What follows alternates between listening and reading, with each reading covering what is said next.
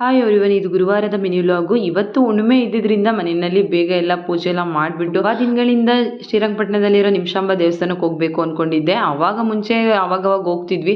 ಈಗ 2 ವರ್ಷ ಗ್ಯಾಪೇ ಆಗಿಬಿಡ್ತು. ತುಂಬ ಅಂದರೆ 2 ವರ್ಷನೇ ಆಗಿಬಿಡ್ತು ಹೋಗಿ. ಪಾಪ ಹುಟ್ಟಿದ ಮೇಲೆ ಹೋಗೋದಕ್ಕೆ ಆಗಿರಲಿಲ್ಲ. ಆಗೋಗೋಣ ಈಗ ಹೋಗೋಣ ಅಂದ್ಕೊಂಡು ಹೋಗೋದಕ್ಕೆ ಆಗಿರಲಿಲ್ಲ. ಪ್ರೆಗ್ನೆಂಟಲ್ಲಿ ಇದ್ದಾಗ ಆಗ ಹೋಗಿದ್ದಿದ್ದು.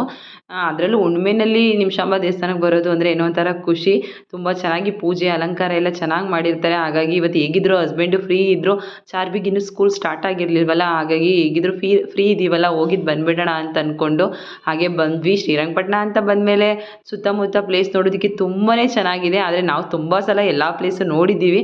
ಹಾಗಾಗಿ ನೋಡದೇ ಇರೋ ಪ್ಲೇಸ್ ಯಾವುದಿದೆ ಅಂತ ಅಂದ್ಕೊಳ್ಳೋಷ್ಟರಲ್ಲಿ ಈಗ ಹೊಸ್ದಾಗಿ ಒಂದು ಪಯಣ ಅಂತ ಕಾರ್ ಮ್ಯೂಸಿಯಂ ಮಾಡಿದ್ದಾರೆ.